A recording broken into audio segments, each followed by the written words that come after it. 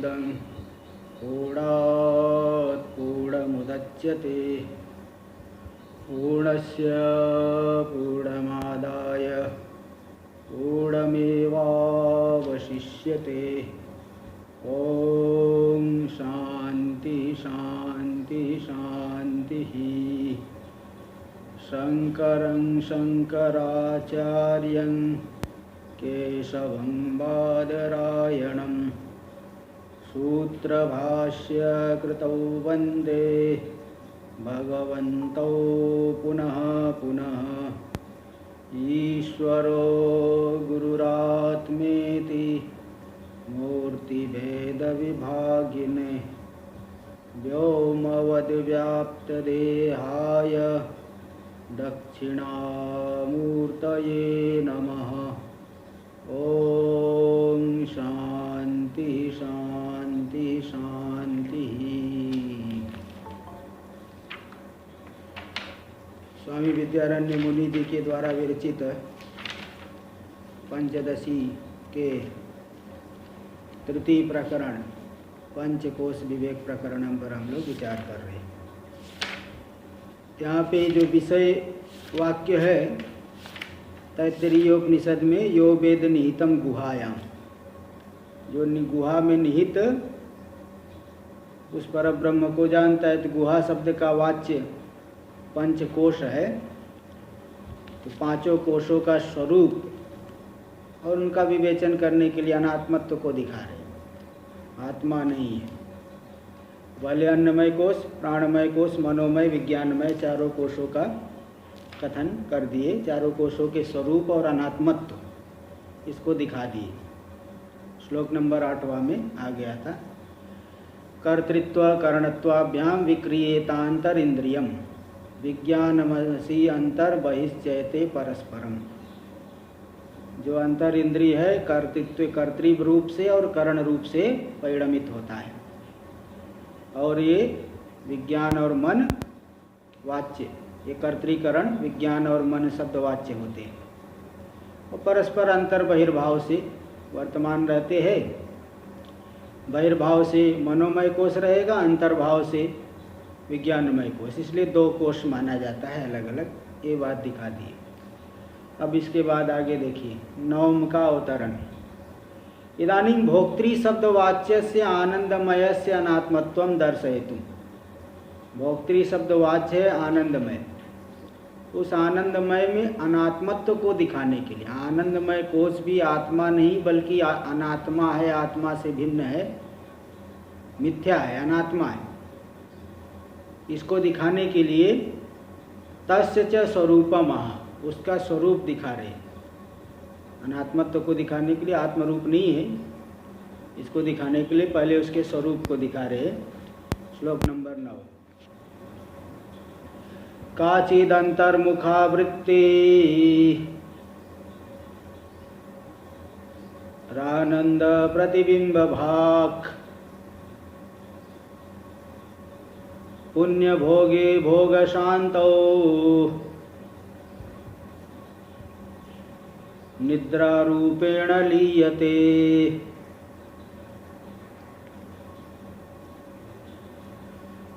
काचिद अंतर्मुखावृत्ति पुण्य भोगे काचिद अंतर्मुखावृत्ति। पुण्य भोग काल में जो अंतःकरण की वृत्ति अंतर्मुख हो करके आनंद प्रतिबिंब भाव, आनंद रूप परमात्मा के प्रतिबिंब को सेवन करती है।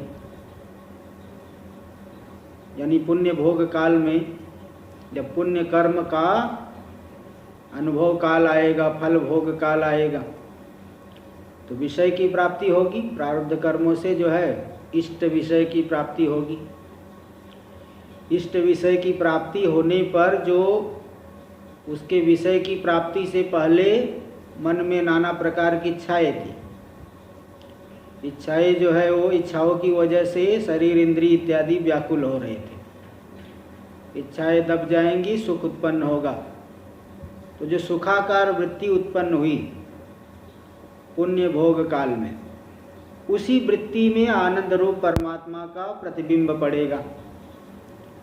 तो आनंद के प्रतिबिंब से युक्त जो सुखाकार वृत्ति हो गई, प्रिय मोद और प्रमोद नाम की जो 3 वृत्तियां, यही है आनंदमय कोश, है ना। भोग और ये भोग शांत, जब तक कर्म है, कर्म कोई जो है हमेशा तो रहेगा नहीं, कर्म कुछ समय तक फल देगा, ये विनष्ट हो जाएगा फल दे करके।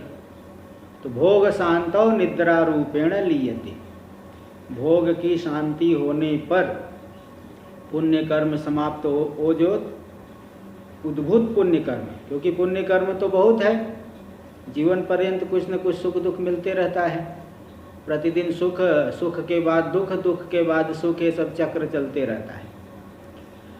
तो इसलिए जो अलग अलग उद्भूत पुण्य कर्म है वो फल दे करके जब विनष्ट हो गया तो भोग की शांति हो जाएगी। तो भोग शांतो निद्रा रूपेण लीयते, भोग शांत होने पर वही वृत्ति निद्रा रूप से विलीन हो जाती है, समाप्त हो जाती है।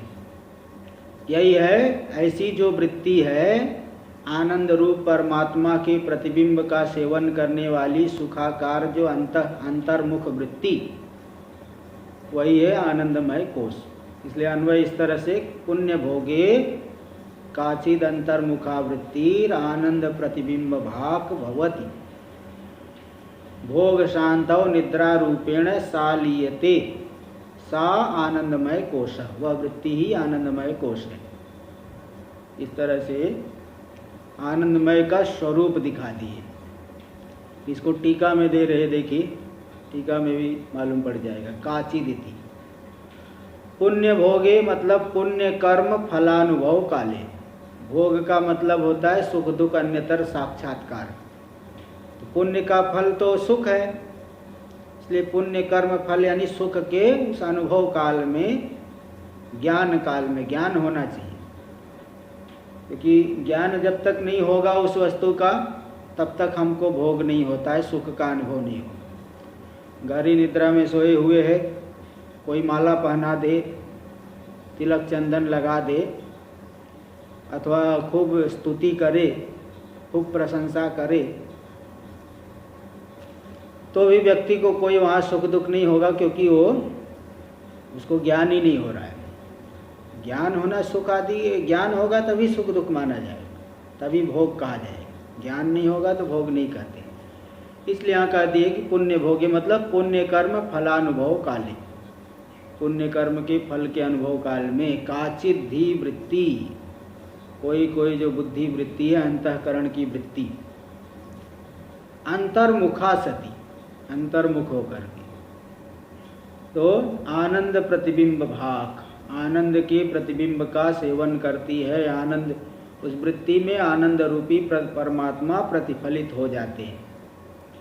देखो इसलिए बता रहे, उसका इस शब्द का अर्थ कर रहे, आनंद प्रतिबिंब भाग शब्द का अर्थ कर रहे, आनंद स्वरूपस्य आनंद, आत्मस्वरूपस्य आनंदस्य प्रतिबिंबम भजते।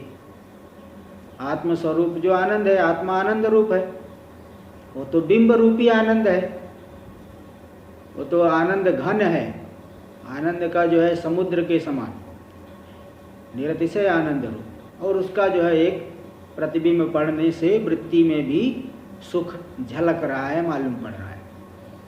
तो आनंद रूप आत्मस्वरूप से आनंद से प्रतिबिंबम भजते, प्रतिबिंब को भजन करती है, स्वीकार कर, भजते मतलब स्वीकरोति, स्वीकार कर लेती है वो वृत्ति, यानी वृत्ति में प्रतिबिंब पड़ गया।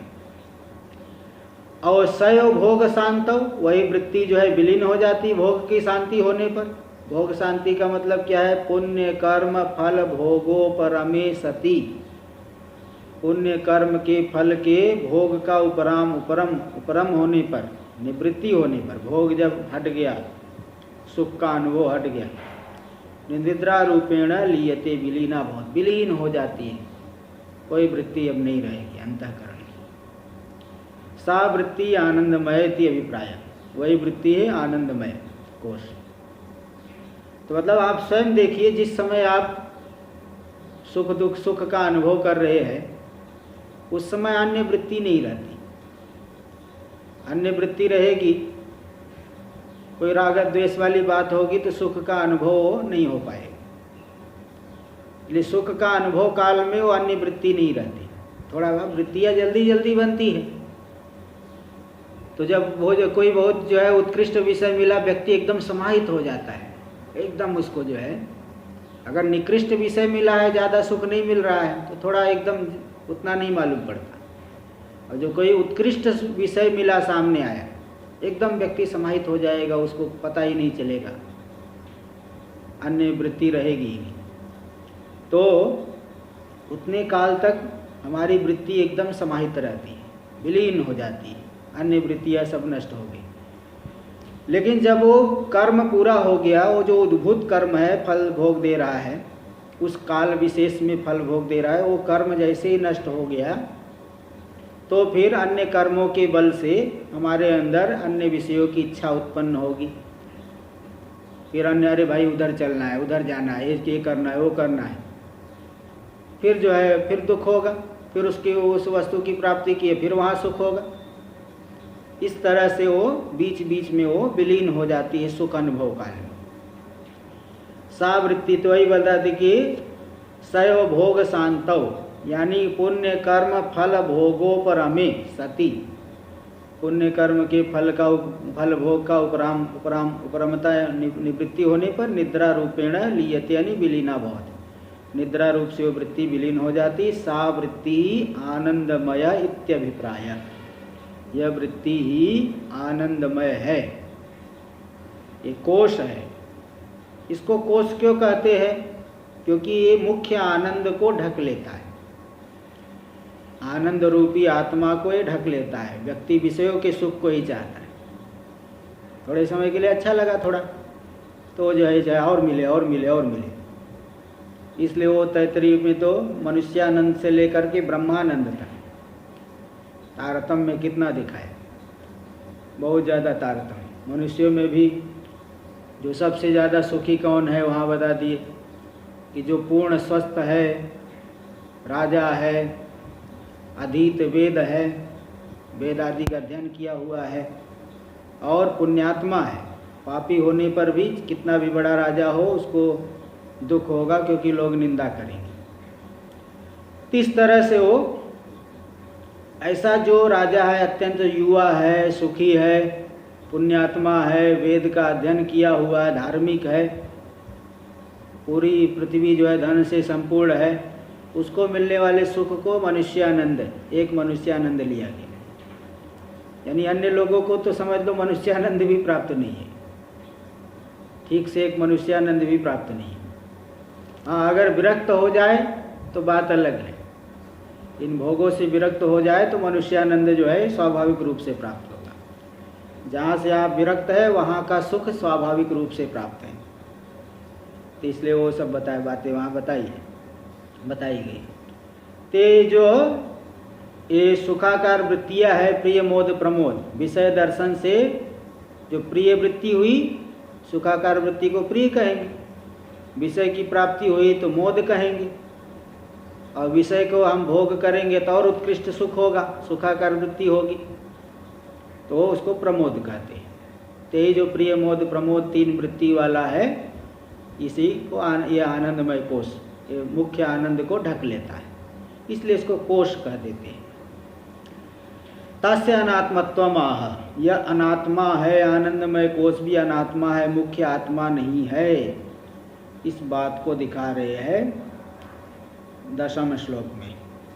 श्लोक देखिए, कादाचित् कत्वतो नात्मा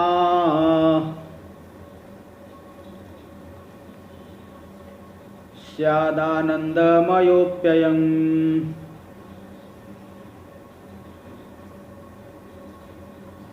बिंबभूतो य आनंद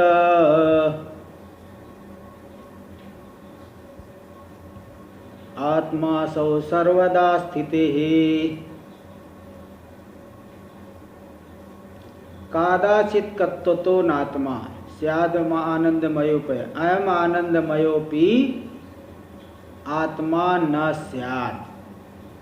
क्यों? कादाचित् कत्वतो, ये जो आनंदमय कोश है यह भी आत्मा नहीं है। क्यों? क्योंकि कादाचित्कत्वात् कभी कभी होता है, कदाचित होता है, किसी विशेष काल में ही होता है, हमेशा तो होता नहीं। सुखाकार वृत्ति, कभी व्यक्ति बहुत दुखी भी होता है, कभी जो है दुख का ही समय ज़्यादा रहता है, सुख का तो कम होता है। तो कुछ न कुछ विक्षेप होते रहता है, फिर थोड़ा सा सुख मिल गया, फिर थोड़ा दुख मिल गया, फिर इस तरह से। तो कदाचित होता है। जैसे मेघ जो है हमेशा नहीं रहते, कभी कभी आते हैं, वर्षा करके चले गए। ऐसे ही ये जो है आनंदमय कोश भी हमेशा नहीं रहता। इसलिए अयम आनंदमयोपि कादाचित्कत्वतः, कदाचित होने से, कादाचित्क होने से, कदाचित काले भवति कादाचित्क, किसी काल में होने से इसको कहते कादाचित्क।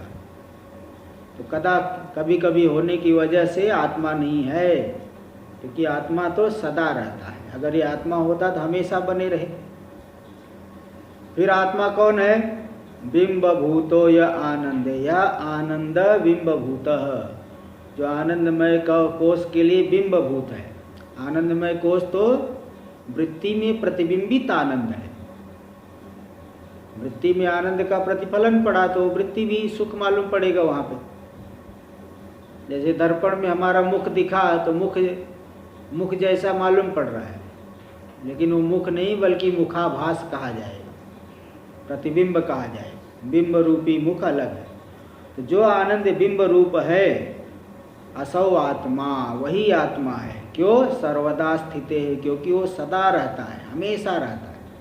हमेशा रहने वाला जो आनंद है वही आत्मा है, सदा रहता आत्मा तीनों कालों में रहेगा। टीका में देख लीजिए, कादाचित्कत्वतः इति अयम आनंदमयोपि कादाचित्कत्वाद आत्मा न स्यात्। देखो यहाँ अनुमान सूचित हो गया। ये जो आनंदमय कोश है यह भी कादाचित्कत्वाद, कभी कभी होने से। कादाचित्कत्वाद का विग्रह होता है कदाचित भवति कादाचित्क, किसी किसी काल में होने वाला है, हमेशा नहीं रहता। इसलिए आत्मा न स्यात्। अभ्रादि पदार्थवत्, अभ्र यानी मेघ आदि, मेघ आदि पदार्थ के समान। वायुना नीयते मेघस पुनस्तेनैव नीयते, मनसा कल्प्यते बंधस मोक्षस्तेनैव कल्प्यते। विवेक चूड़ामणि में श्लोक भी आया है कि मेघ जो है वायु के द्वारा लाया जाता है, पुनस्तेनैव नीयते, फिर वायु उसको उड़ा के दूसरी जगह लेके चली जाएगी। तो एक कदाचित होता है मेघ आदि। अभ्र यानी मेघ, बादल, तीन पदार्थों के समान। तो फिर यहाँ ये शंका हो रही, ननु विद्यमानानाम आनंदमयादीनाम सर्वेषाम आत्मत्व निराशे नैरात्म्यम प्रसज्जेत इत्याशंक्याः बिंबभूत इति। अब यहाँ पूर्व पक्षी को शंका हो रही है कि जिसको लोग आत्मा मानते थे उन सबको आपने निराकरण कर दिया। कुछ लोग अन्नमय कोश को आत्मा मानते हैं, आपने उसको भी अनात्मा कह दिया। कुछ प्राणमय को आत्मा मानते, उसको भी अनात्मा कह दिया। मनोमय को भी अनात्मा मानते, उसको भी आपने अनात्मा कह दिया। मनोमय को भी आत्मा मानते कुछ लोग, उसको आपने अनात्मा कह दिया। विज्ञानमय को भी कुछ लोग आत्मा मानते हैं, बौद्ध लोग बुद्धि को ही आत्मा मानते, उसको भी आपने अनात्मा कह दिया। आनंदमय को ही आत्मा कुछ लोग विषय के ही पीछे वही सबसे बड़ा सुख मानते हैं, उसको भी आपने अनात्मा कह दिया। तो पांचों कोशों का जब निराश कर दिया, उसमें आत्मत्व का निराश कर दिया, तब तो शून्य बचा, कुछ बचा ही नहीं। इन पांच से अतिरिक्त है क्या? शून्य हो गया। शून्यवाद को मानते हो क्या? यही शंका कर रहा है। ननु विद्यमानानाम आनंदमयादीनाम सर्वेषाम आत्मत्व निराशे, जो विद्यमान आनंदमय आदि पांच कोश है, इन सभी में आत्मत्व का निराश करने पर, ये आत्मा नहीं है बल्कि अनात्मा है, तो उसमें आत्मरूपता का निवारण करने पर, खंडन करने पर नैरात्म्यम प्रसज्जित, तब तो निरात्म रूप, निरात्मत्व यानी शून्यवाद, अब तो कुछ बचा ही नहीं, शून्य हो गया अब तो। प्रसज्जित इत्याशंका है। तो पूर्व पक्षी की ऐसी आशंका का उत्थापन करके सिद्धांती कह रहा है नहीं, ऐसी बात नहीं है, नैरात्म्य नहीं होगा, क्योंकि जो बिंब रूपी आनंद है वही आत्मा है। दे रहे आगे, बिंब भूत बुद्ध्यादौ प्रतिबिंबतया अवस्थितस्य, बुद्धि आदि में जो प्रतिबिंब रूप से अवस्थित है, यही आनंदमय कोश है। प्रियादि शब्दवाच्य से प्रिय, आदि से मोद प्रमोद, ये 3 प्रकार की वृत्तियाँ, 3 प्रकार की वृत्ति रूप है आनंदमय। तो प्रियादि शब्दवाच्य से आनंदमय, ऐसा जो आनंदमय कोश है, इनका जो बिंब भूत, जो कारण भूत, प्रतिबिंब के लिए कोई बिंब होगा, बिंब होगा तभी प्रतिबिंब होगा, तो प्रतिबिंब का कारण है बिंब। बिंब भूत मतलब कारण भूत या आनंद, जो आनंद है असावेव आत्मा भवति, वही आत्मा है। प्रतिबिंब बिंब रूपी आत्मा आनंद वही आत्मा है। कुत इत्यतः हाँ, मनवादी इत्यादि ले लीजिए। हाँ, मन आदि इन सभी में मन ले लिए, अथवा अन्य जो वृत्तियाँ है, अन्य सभी वृत्तियों में प्रतिफलन हो करके अलग अलग, इसलिए वो स्फुरण कहते हैं।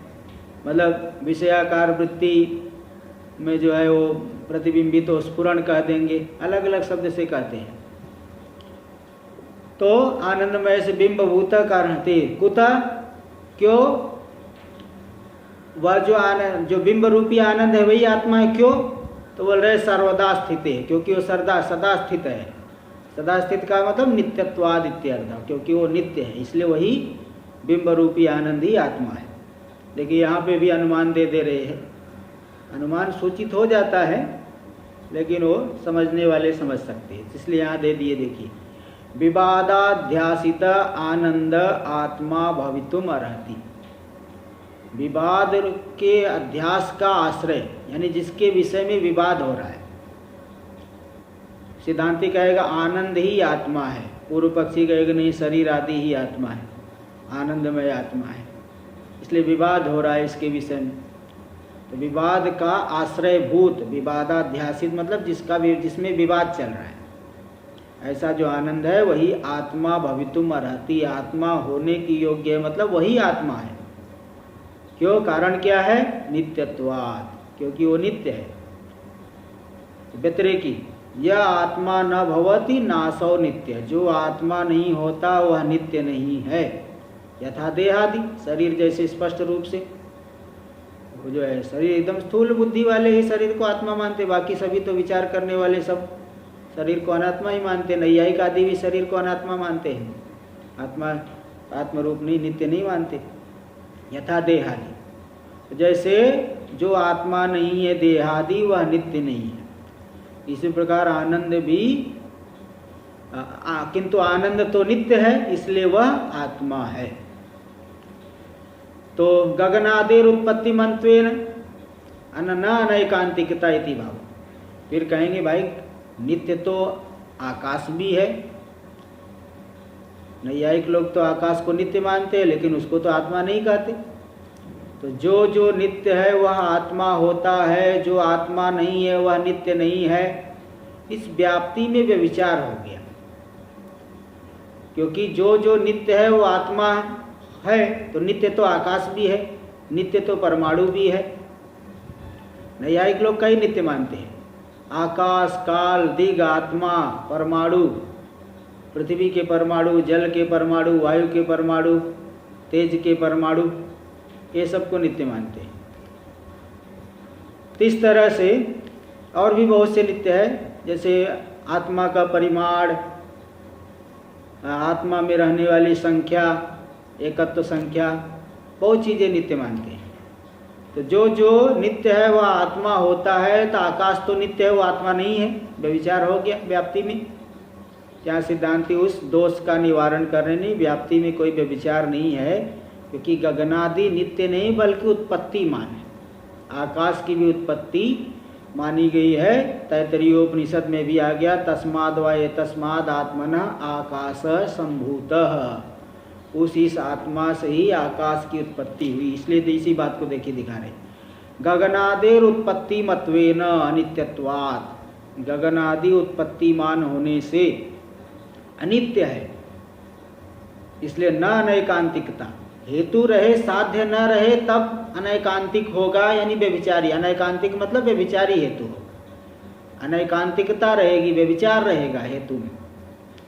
किंतु यहाँ पे हेतु नहीं रह रहा है, नित्यत्व हेतु आकाश आदि में नहीं रहता, क्योंकि आकाश की उत्पत्ति है, हेतु भी नहीं रहा, साध्य भी नहीं रहा।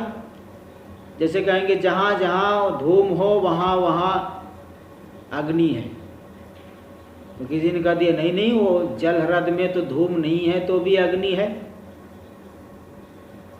जल ह्रद में तो धूम जैसा दिख रहा है लेकिन अग्नि नहीं। बोले नहीं, वहाँ धूम नहीं बल्कि वाष्प है।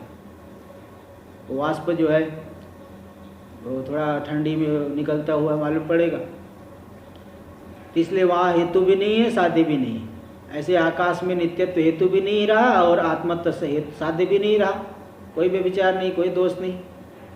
इसी बात को दिखा दे, गगनादि उत्पत्ति मत्वेन अनित्यत्वात्, गगनादि उत्पत्तिमान है इसलिए अनित्य है, इसलिए अनैकांतिकता नहीं रहेगी। ती भाव हो गया। आगे चोदयति, अब शंका जो है कर रहा है। अब ये जो शंका है भाई अन्य इससे भिन्न आत्मा कौन है, 5 कोष को छोड़ करके इनसे अतिरिक्त आखिर आत्मा है कौन? और तो कोई छठा हमें मालूम नहीं पड़ रहा है जिसको हम आत्मा मान लें। शरीर के भीतर 5 कोष ही है और क्या है भाई, जितना रक्त आदि है, अस्थि है, मज्जा है, सब ये तो अन्नमय में आ गए। और जो प्राण चल रहा है, प्राण में कर्मेंद्री प्राणमय कोष में आ गए, मन और ज्ञान इंद्री मनोमय में आ गए, बुद्धि ज्ञान इंद्री विज्ञानमय में आ गए, सुख को भी आनंदमय में ले लिए। तब बाकी बचा कौन? तो 5 से अतिरिक्त आत्मा कौन है? इसीलिए चोदयति यानी शंकते, शंका कर रहा है, शंका कर रहे 11वां श्लोक। ननु देहमुपक्रम्य निद्रानंदांत वस्तुषु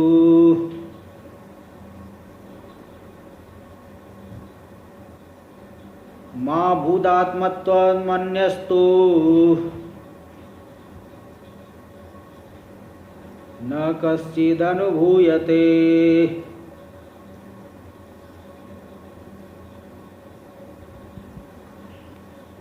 ननु देहम उपक्रम्य, बोले देह से लेकर के, देह से आरंभ करके, निद्रानंदांत वस्तुषु, निद्रानंद मतलब ये आनंदमय, निद्रानंद इसलिए कह दिए कि वो वृत्ति लीन हो जाती है ना, निद्रा रूपेण लीयते।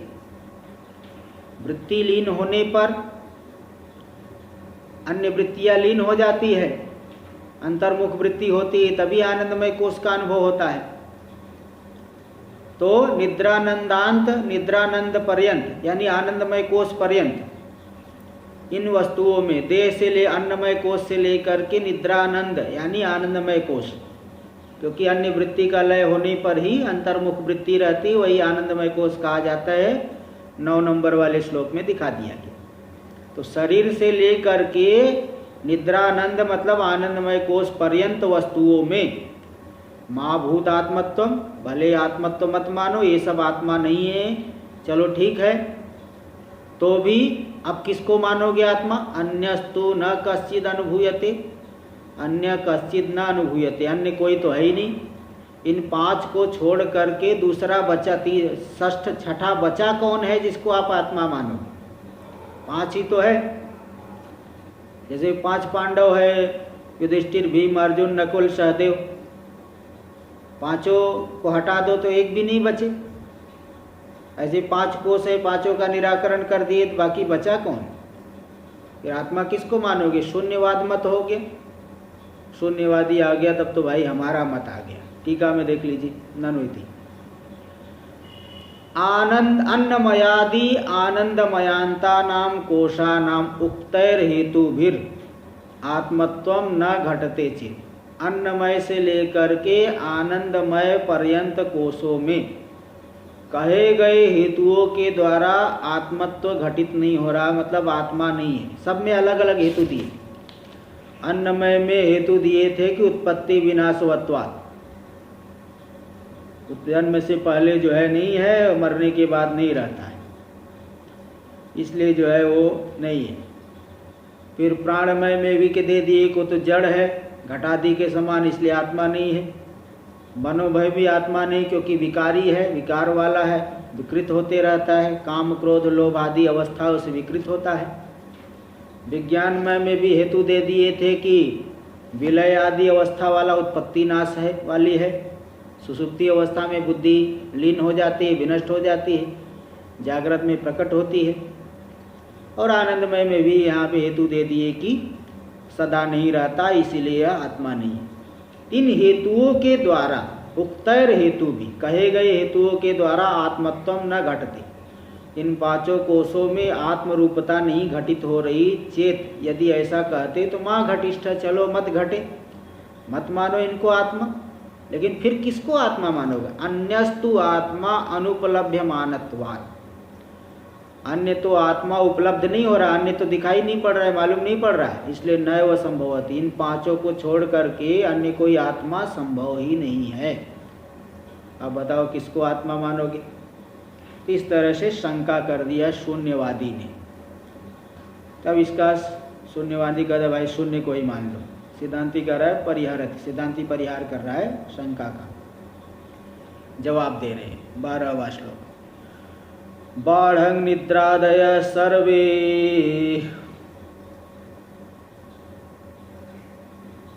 नुभूयन्ते न चेतरः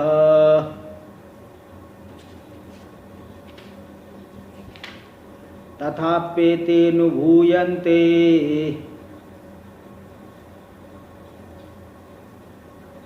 येन तंको निवारयेत्। बाढ़म, ठीक कहते हो। बाढ़म अथवा सत्यम, ये दो शब्द आए तो समझ लो अर्धांगीकार, आधा मानने में। आधा ठीक कह रहे, थोड़ी बात आप सही कह रहे हो लेकिन पूरी बात ठीक नहीं कह रहे। बाढ़म और सत्यम दो शब्द आए, जब पूर्व पक्षी कोई बात शंका करे, सिद्धांति कहे कि बाढ़म अथवा सत्यम, ते अर्धांगीकार है। आधी बात तुम्हारी ठीक है, आधी बात गलत है। ठीक कहते हो। निद्रादय सर्वेनुभूयन्ते, निद्रा, यहाँ निद्रा शब्द से आनंदमय कोश लेना। निद्रानंद, वृत्ति के लीन होने पर, यानी अंतर्मुख वृत्ति होने पर जो आनंद का प्रतिफलन हुआ सुखाकार वृत्ति में, वो निद्रानंद यानी आनंदमय कोश। तीन सबका तो अनुभव होता है, इसलिए ये तो है पांचों, लेकिन इनको आपने अनात्मा कह दिया। न च इतर, अन्य इनको छोड़ करके जो इतर, उसका तो अनुभव में नहीं आता है। इसलिए आत्मा कौन होगा पांच को अतिरिक्त? ये ऐसी आपकी शंका ठीक है। तथापि, फिर भी बात ऐसी है, एते येन अनुभूयन्ते ते तमको निवारयेत्, ये पांचों के पांचों कोश जिसके द्वारा अनुभव में आ रहे हैं, तम को निवारयेत्, उस अनुभव करने वाले आत्मा का निवारण कौन कर पाएगा?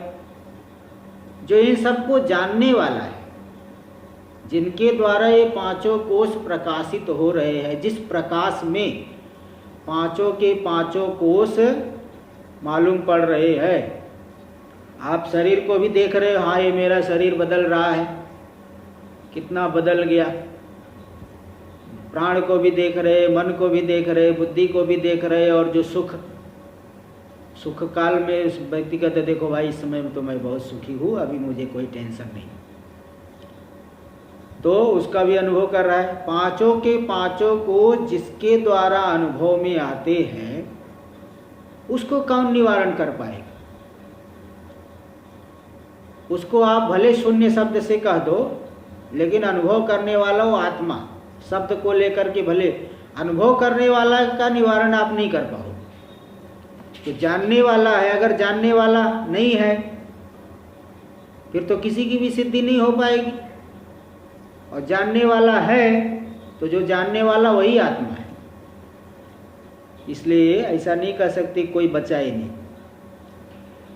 देखो बाढ़म से शंका का अनुवाद ठीक कहते हो, लेकिन पूरी बात ठीक नहीं है। अत्र निद्रा शब्देन निद्रानंदो लक्ष्यते, यहाँ पे निद्रा श्लोक में जो निद्रा शब्द से निद्रा आनंद यानी आनंदमय कोश को लिया जाए, वो लक्षित हो रहा है। श्लोक में तो पाद की पूर्ति जो है कम अक्षरों में ही करनी रहती है, जितने नियत अक्षर से ज़्यादा नहीं। अनुष्टुप छंद है तो 8 अक्षर एक पाद में आना चाहिए, उससे ज़्यादा नहीं। इसलिए वो कोई पर्यायवाची शब्द लेकर के छोटे शब्दों में कह दिया जाता है। तो यहाँ पे निद्रा शब्द के द्वारा निद्रा आनंद लक्षित हो रहा है, मतलब आनंदमय कोश लक्षित हो रहा है। तो निद्रादयो देहांता उपलभ्यन्ते, आनंदमय कोश आदि से लेकर के देह पर्यंत पांचों के पांचों कोश उपलब्ध होते हैं, इनका ज्ञान होता है, ज्ञान के विषय बनते हैं।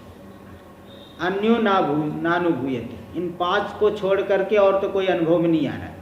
इति यदुक्तम, ऐसा जो आपने कहा, तत्सत्यम, ठीक ही कहते हो।